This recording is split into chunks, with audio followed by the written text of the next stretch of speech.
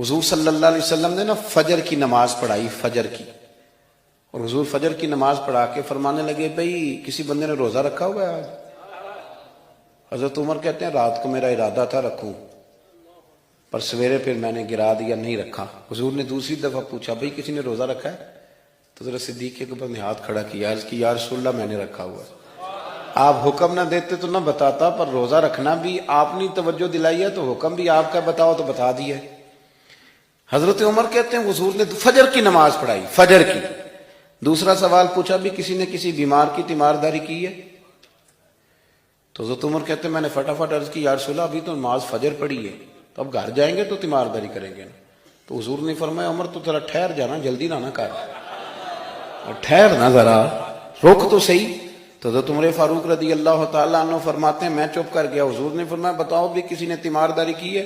تو صدیق اکبر نے ہاتھ کھڑا کیا، عرض کی یا رسول اللہ عبد الرحمن بن عوف رضی اللہ تعالیٰ عنہ 2-3 دن سے نماز پڑھنے نہیں آ رہے تھے، رات میں نے پتہ کرایا تو پتہ چلا بیمار ہیں، اور حضور مجھے یہ بھی پتہ ہے وہ میرا یار ہے، مجھے پتہ ہے رات کو جلدی سوچا پر تہجد میں ضرور اٹھتا ہے، تو حضور میں بھی ذرا فجر کا وقت جلدی اٹھا ہوں تو فجر میں آنے سے پہلے عبد الرحمن ابن عوف کی تیمارداری کر کے آیا ہوں۔ حضرت عمر کہتے ہیں میں نہ ہلکا ہلکا ڈھیلا پڑ گیا۔ حضور نے تیسرا سوال پوچھا، فرمایا کسی نے کسی مسکین کو کھانا کھلایا؟ کھانا کھلایا ہے کسی مسکین کو؟ حضرت سیدنا عمر فاروق کہتے ہیں میں نے پھر عرض کی، میں نے کہا یا رسول اللہ ابھی تو فجر پڑی ہے، گھر جائیں گے کوئی چیز لیں گے تو کھانا کھلائیں گے۔ تو حضور پھر مسکرائے، فرمایا عمر تو ذرا ٹھہر نہیں جاتا، ذرا ٹھہرنا، ذرا نظارہ تو کرنا، گویا یہ شان صدیق اکبر کا جلسہ ہو رہا، ٹھہرنا۔ حضور نے پھر پوچھا بھی کسی نے کسی مسکین کو کھانا کھلایا ہے؟ تو حضرت عمر کہتے ہیں لوگ سارے دائیں بائیں دیکھ رہے تھے اور میں چپ کے ابو بکر کو دیکھ رہا تھا، کہ مجھے پتا تھا کہ بولنا اسی نہیں ہے، اور دل میرا کر رہا تھا کہ کہہ دوں دیو جناب جواب، دل میرا کر رہا تھا۔ وہ سمجھ گئے تھے کہ سونا راضی کن کاموں میں ہو، بس یہ نقطہ انہوں نے پا لیا تھا۔ حضور نے فرمایا بتاؤ کسی مسکین کو روٹی کھلائی ہے؟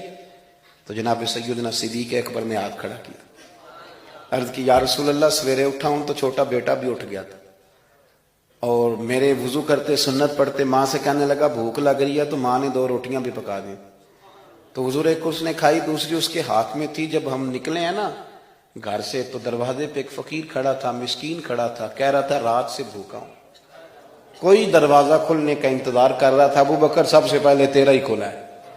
تو حضور میں نا اس مسکین کو ایک روٹی کھلا کے آیا ہوں۔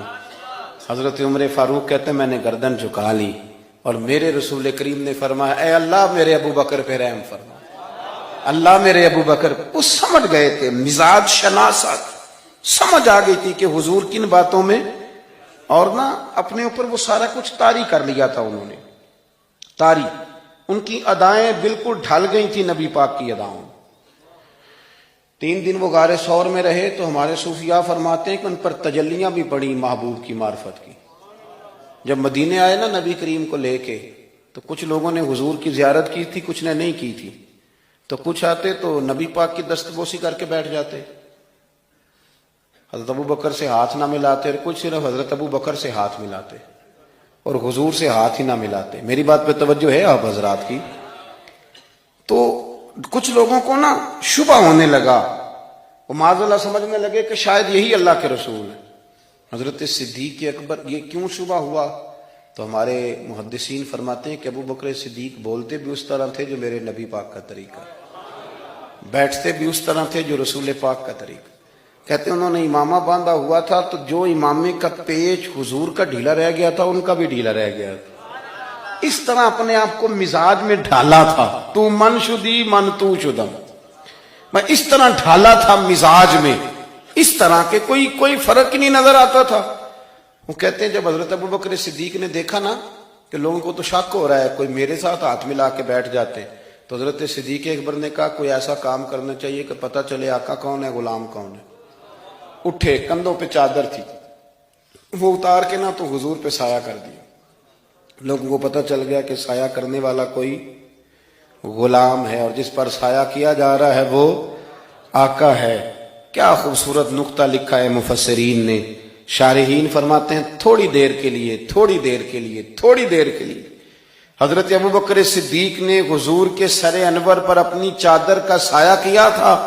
اللہ کے رسول نے احسان کا بدلہ یہ دیا، نیکی کا بدلہ یہ دیا کہ قیامت تک ان کی قبر پر اپنے گنبد کا سایہ فرما دیا، قیامت تک گنبد کا سایہ کر دیا۔